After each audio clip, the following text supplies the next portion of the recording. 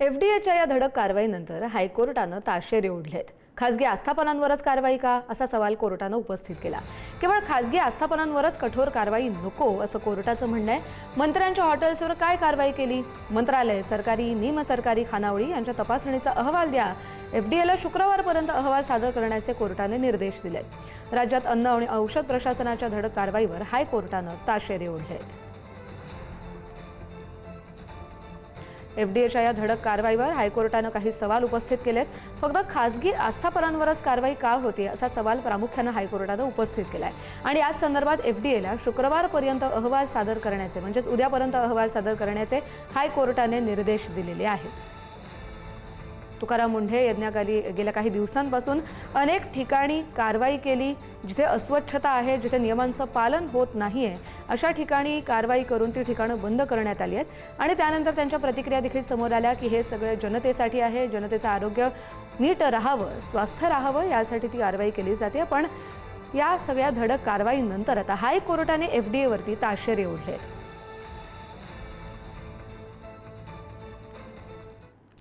तुकाराम मुंढेंच्या कडक शिस्तीला एफडीएचे कर्मचारीच वैतागलेत। तुकाराम मुंढेंविरोधात एफडीए आता प्रयोगशाळेतील कर्मचाऱ्यांच्या तक्रारी समोर येत आहेत। एफडीए विभागातील कर्मचाऱ्यांचं मंत्री नरहरी झिरवाळ यांना निमंत्रण गेलेलं आहे।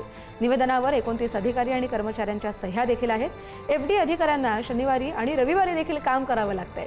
सार्वजनिक सुट्टी देखील मिळत नाहीये अशी तक्रार एफडीएच्या कर्मचारी करतायत। 2 शिफ्टमध्ये काम करावं लागतंय आणि रिक्त पदांमुळे देखील त्यांच्यावर ताण वाढतोय। आठवडी सुट्टी मिळत नाहीये, सार्वजनिक सुट्टीवर देखील गदा येते असा सवाल उपस्थित होतोय।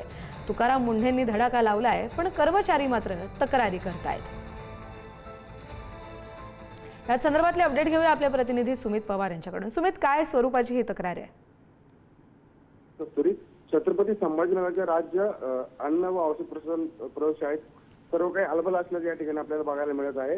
प्रयोगशाळेचे सहाय्यक सहसंचालक तुकाराम मुंढे यांच्या कार्यपद्धतीवर प्रयोगशाळेतील तब्बल 29 अधिकारी कर्मचाऱ्यांनी तक्रार केलेली आहे। ती मंत्री नरहरी झिरवाळ यांच्याकडे लेखी स्वरूपात तक्रार करण्यात आलेली आहे।